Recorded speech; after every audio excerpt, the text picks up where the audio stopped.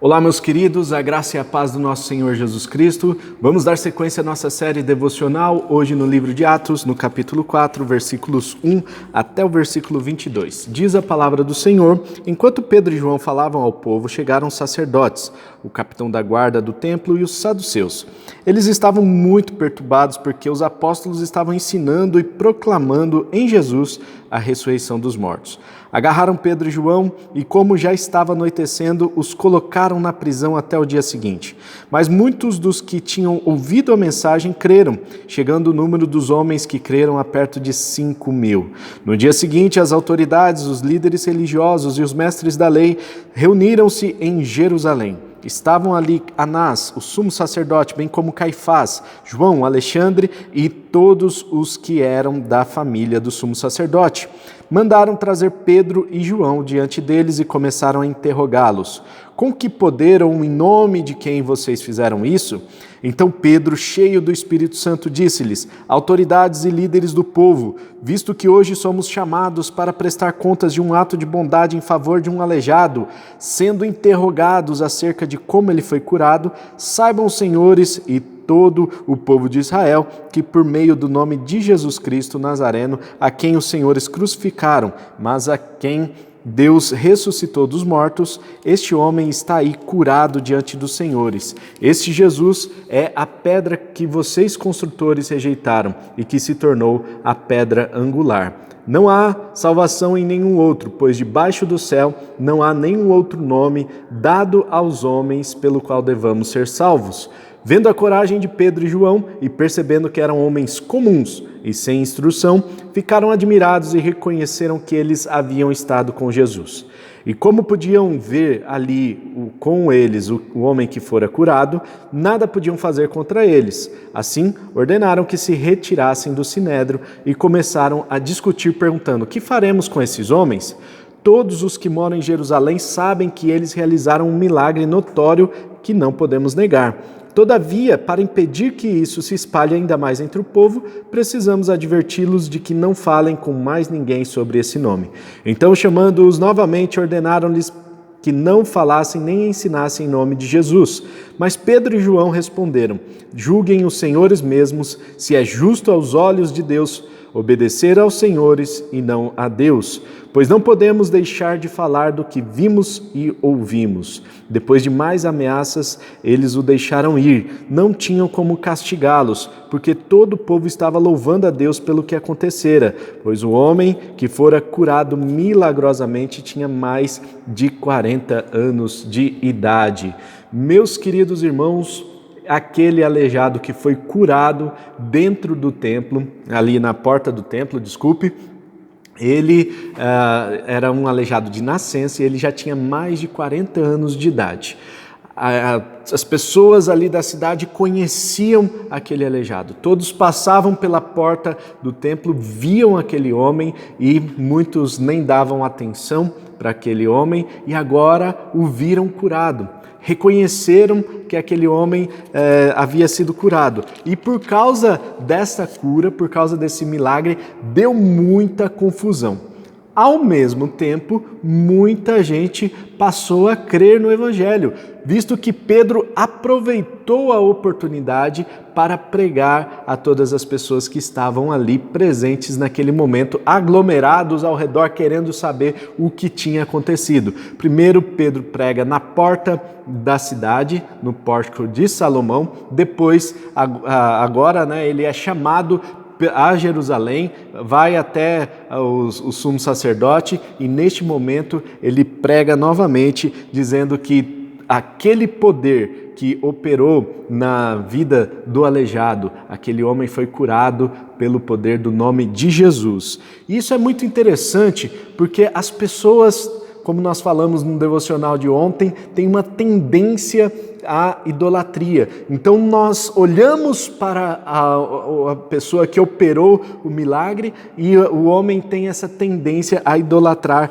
aquele que é o canal de Deus para operar o milagre. Então, esses homens Pedro e João precisavam tomar bastante cuidado, porque eles estavam sendo colocados ali numa posição de idolatria. Só que essa confusão toda chegou nos ouvidos da liderança dos judeus.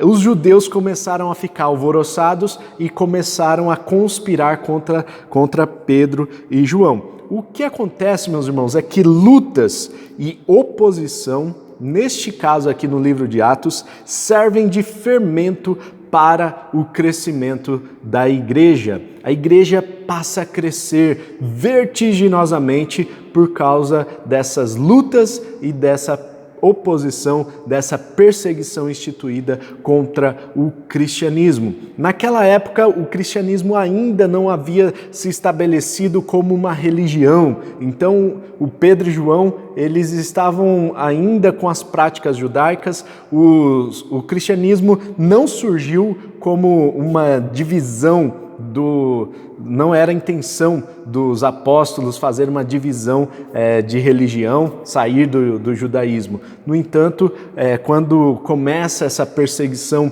muito ferrenha contra os cristãos, eles não veem outra saída senão se desligar do judaísmo e começar a praticar aquilo que Cristo deixou ordenado na sua palavra. Então nós vemos, meus irmãos, os apóstolos ensinando sobre a ressurreição, ensinando sobre o poder de Deus na vida de Cristo, o poder que estava no nome de Cristo, e as pessoas ficaram ali alvoroçadas por causa disso e perguntavam a eles com que poder vocês estão fazendo esses milagres, né?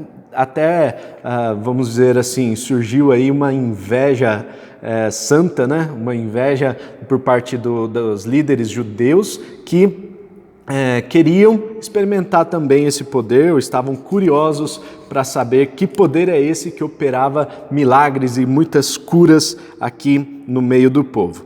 Pedro, cheio do Espírito Santo, o texto faz questão de enfatizar aqui no versículo 8 que ele estava cheio do Espírito Santo e ele prega novamente ao povo e diz que aquele aleijado havia sido curado em nome de Jesus e pelo poder que há no nome de Jesus. E Pedro cita uma citação aí, ele cita, né, o Salmo 118, versículo 22, que diz que a pedra que vocês construtores rejeitaram e que se tornou a pedra angular. E aqui Cristo, então, se torna a pedra angular, a pedra principal, aquele fundamento, né, da igreja, e que foi rejeitado pelos judeus, agora estava formando ali um novo fundamento do cristianismo. E no versículo 12, meus irmãos, é um versículo que enfático, um versículo de efeito,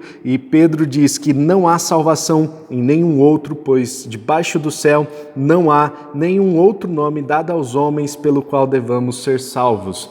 E esta afirmação é uma afirmação contundente, categórica, que diz que somente em Cristo nós temos a salvação para as nossas almas. Somente em Cristo vamos experimentar a salvação. Não existe nenhum tipo de salvação fora de Cristo. Então, algumas pessoas estavam acreditando em outras coisas, acreditando que havia salvação por meio de adquirir um conhecimento sobrenatural, havia salvação por meio de meditações, da prática meditativa, e essa prática então vai fazendo com que a alma suba de níveis e adquira a salvação. Nada disso é real. A afirmação da Bíblia é categórica, a salvação só está em Cristo e não há outro nome pelo qual importa que devamos ser salvos. Vendo a coragem de Pedro e João, então os líderes religiosos não tiveram como questionar aquele milagre, não tiveram como questionar também Pedro e João, que foram ousados, corajosos diante de toda a população, diante de todos os líderes religiosos. Eles encararam o grande desafio de falar do Senhor, de falar de Cristo, e vemos aqui que o Sinédrio se reuniu ali para apenas adverti-los. Não tinha como prendê-los, não tinha nenhum motivo, então apenas os adverte e os libera. Acontece que eles são liberados e depois eles são chamados novamente para que o Sinédrio, então os fariseus e os saduceus, que eram membros ali do Sinédrio, eles pudessem advertir os apóstolos para que não ensinassem nem falassem sobre Jesus Cristo. No entanto, aqui tem um conflito de autoridade. Eles deveriam ou não responder às autoridades, eles deveriam ou não baixar a cabeça e respeitar aquilo que foi instituído pelas autoridades que foram instituídas sobre a vida deles. Neste momento aqui, eles entendem que aquilo que foi colocado pelas autoridades vai contra a palavra de Deus. E por isso, neste momento, eles rompem as relações aqui com aquelas autoridades e eles decidem obedecer a palavra de Deus. Deus, por meio de Jesus Cristo, havia dado a ordem de que eles testemunhassem, que eles falassem de tudo que eles viram e ouviram. E, portanto, se eles receberam essa ordem do próprio Cristo, eles deveriam continuar praticando.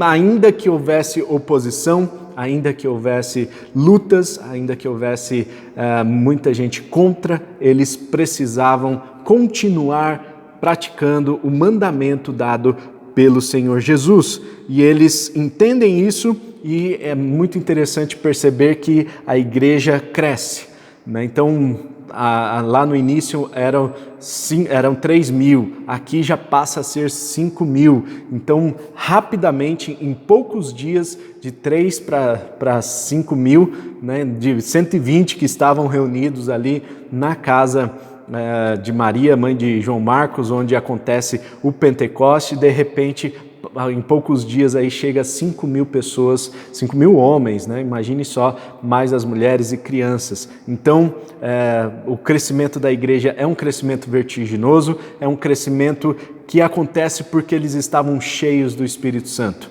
E é isso que nós devemos buscar nos nossos dias de hoje. Muita gente busca o crescimento da igreja por meio de estratégias de marketing, estratégias humanas, mas o que nós precisamos mesmo é da estratégia divina. O que nós precisamos mesmo é do enchimento, é da plenitude do Espírito Santo. E nós como igreja, não estou falando da igreja instituição, mas a igreja, nós como pessoas, nós também devemos buscar essa plenitude do Espírito Santo para que possamos ter ousadia, coragem para pregar a palavra de Deus, ainda que encontremos oposição, ainda que encontremos muitas lutas no caminho, nós somos chamados a testemunhar daquilo que nós vimos e ouvimos, e nós precisamos do Espírito Santo nas nossas vidas para nos dar ousadia e coragem para cumprir esse mandamento. Vamos orar? Pai Celestial, muito obrigado a Deus pelo estudo bíblico de hoje, obrigado, Pai, porque o Senhor tem nos abençoado, o Senhor tem dado a cada um de nós saúde, muita graça do Senhor, e eu quero orar pela minha vida, pela vida de todos aqueles que estão assistindo a esse vídeo, para que possam receber essa plenitude do Espírito Santo, para que possam buscar a sua presença e encontrar a sua presença, para que possam receber essa plenitude e a manifestação dos dons do Espírito na vida de cada um, e mais do que isso, ó Deus, que nós recebamos essa plenitude para que possamos pregar o seu Evangelho, para que possamos ter ousadia, coragem para seguir em frente, ainda que encontremos lutas e oposições diante de nós, que nós sejamos ousados para continuar firmes no mandamento que o Senhor nos deixou. Muito obrigado pelo dia de hoje, que o Senhor nos abençoe, em nome de Jesus. Amém e amém. Amém? Não se esqueça de compartilhar com todos os seus amigos este vídeo, não se esqueça de deixar o seu like, deixar o seu comentário aqui se esse vídeo fez sentido para você, e vamos juntos aqui formar um exército de pessoas que leem a palavra de Deus, que estudam e que fazem devocional todos os dias, que têm disciplina para estar na presença do Senhor todos os dias e buscar essa presença, essa plenitude do Espírito Santo. Amém? Deus abençoe, até amanhã, em nome de Jesus, um forte abraço e tchau.